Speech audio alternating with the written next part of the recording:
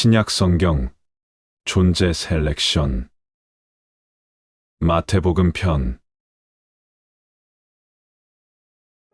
예수님은 갈릴리 지방을 두루 다니시며 회당에서 가르치시고 하늘 나라의 기쁜 소식을 전하셨다. 그리고 병든 사람들과 허약한 사람들을 모두 고쳐주셨다.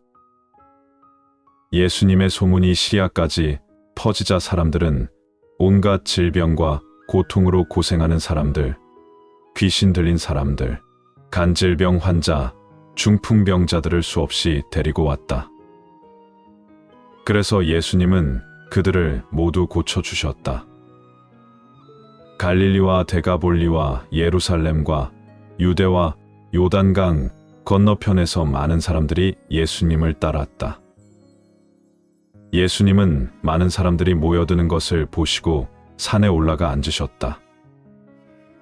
그러자 제자들이 그분에게 나아왔다. 그래서 예수님은 그들에게 이렇게 가르치셨다. 마음이 가난한 사람들은 행복하다. 하늘 나라가 그들의 것이다. 슬퍼하는 사람들은 행복하다. 그들은 위로를 받을 것이다. 유순한 사람들은 행복하다. 그들은 땅을 물려받을 것이다. 의를 위해 굶주리고 목마른 사람들은 행복하다. 그들은 원하는 것을 다 얻을 것이다. 남을 불쌍히 여기는 사람들은 행복하다. 하나님도 그들을 불쌍히 여기실 것이다. 마음이 깨끗한 사람들은 행복하다. 그들은 하나님을 볼 것이다. 화평을 이루는 사람들은 행복하다. 그들은 하나님의 아들이라 불릴 것이다. 의를 위해 핍박을 받는 사람들은 행복하다. 하늘 나라가 그들의 것이다. 너희는 세상의 소금이다. 그런데 소금이 그 맛을 잃으면 어떻게 다시 짜게 할 수 있겠느냐? 그런 것은 아무 쓸모가 없어 밖에 버려져 사람들에게 짓밟힐 뿐이다. 너희는 세상의 빛이다. 너희 빛을 사람들 앞에 비추게 하라.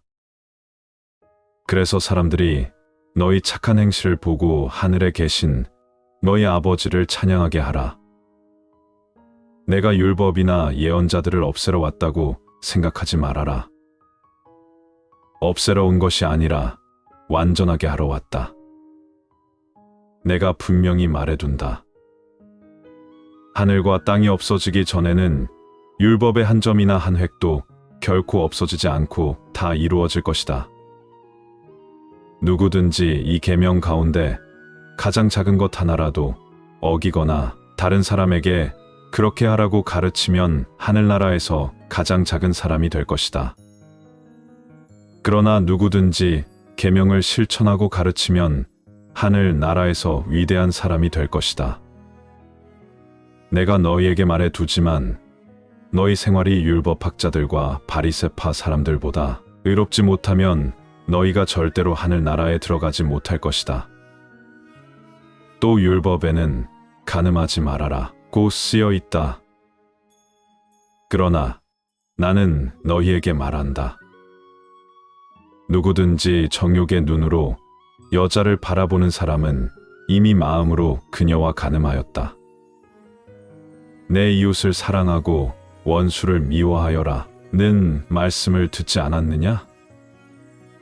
그러나 나는 너희에게 말한다. 원수를 사랑하고 너희를 핍박하는 사람들을 위해 기도하라.